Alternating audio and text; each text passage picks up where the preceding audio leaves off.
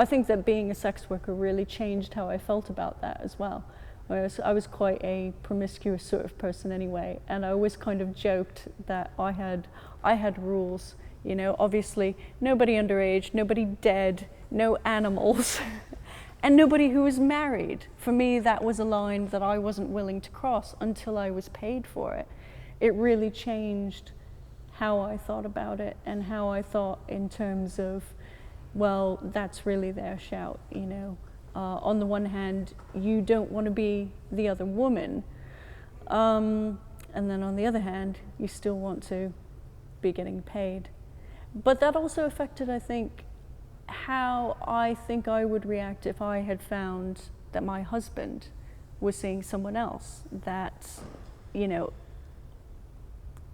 in all consideration, I would have to be more inclined to forgive if he paid for it, because that would indicate to me that there isn't an emotional relationship, that it would be more important to me that somebody was emotionally faithful rather than sexually faithful.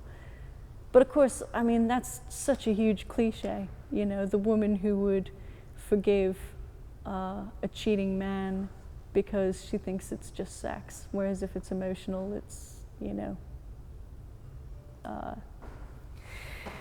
something else entirely.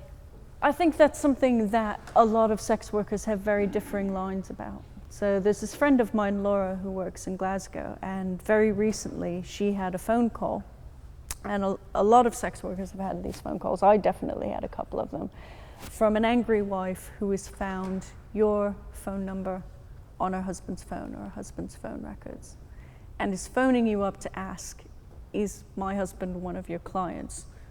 Or more likely to scream at you because her husband is one of your clients.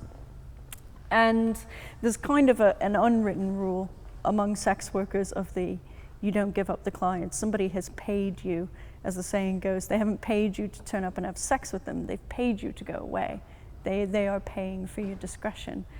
And this woman rang her up and was very sympathetic and said, you know, I'm not angry at you.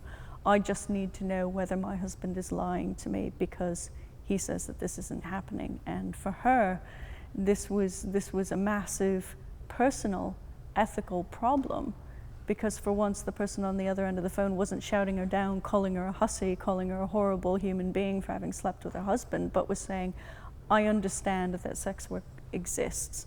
I understand this. That isn't what's important to me. It's more important to know whether this person is lying to me or not.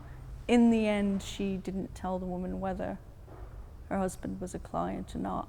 I'm not sure I would have made that same decision, actually, in the circumstances.